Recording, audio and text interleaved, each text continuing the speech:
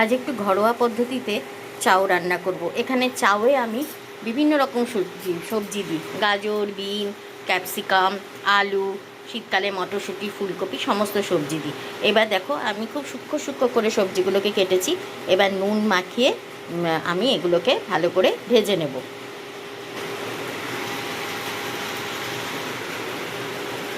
করে জল ঝরিয়ে নিয়েছি। এবার এই চাউটার মধ্যে আমি ঠান্ডা জল ঢেলে দেব।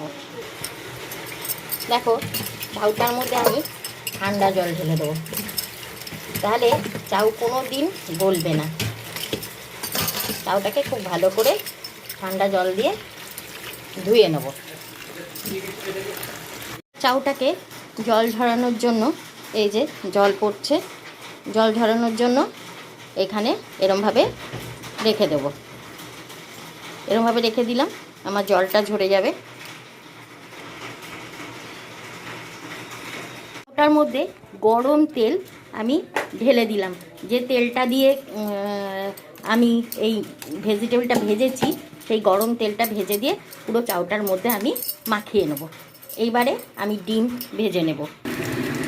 আমরা ডিমগুলোকে খুব ভালো করে আমি ঝুরি ভাজা করে নিলাম। এবার দেখো তেল দিয়েছি, এবার তেলটাকে খুব ভালো করে গরম করে নেব। তেলের মধ্যে দুটো কাঁচা লঙ্কা ফোড়নে দিয়েছি। এইবার পেঁয়াজ দেব। পেঁয়াজটা খুব ভালো করে ভেজে নেব। এরপর আমি সেদ্ধ করা চাউটা দিয়ে দেবো। সেদ্ধ করা চাউটা দিয়ে দিয়েছি। যে সবজিগুলো ভেজেছিলাম সেই সবজিগুলো আমি এর মধ্যে দিয়ে দেবো। দিয়ে খুব ভালো করে মিশিয়ে নেব। আমি কিন্তু সবজিতেই নুন দিয়েছি, এখনও নুন দিইনি।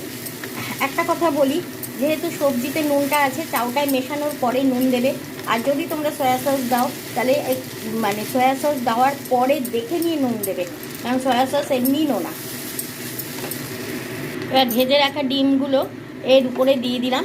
এইবার আমি এর মধ্যে আমায় দেখে নিতে হবে চাউটা নুন হয়েছে কিনা, তাহলে একটু নুন একটু মিষ্টি দেব। দিয়ে আমি এর মধ্যে টমেটো সস দিয়ে মাখিয়ে নেব। এইবার বলি, আমার হাজবেন্ড যেহেতু ভিনিগার সোয়া সস খেতে চায় না, তাই আমি এর মধ্যে দিলাম না। তোমরা নিজেরা যখন করবে এর মধ্যে ভিনিগার সোয়া সস দেবে।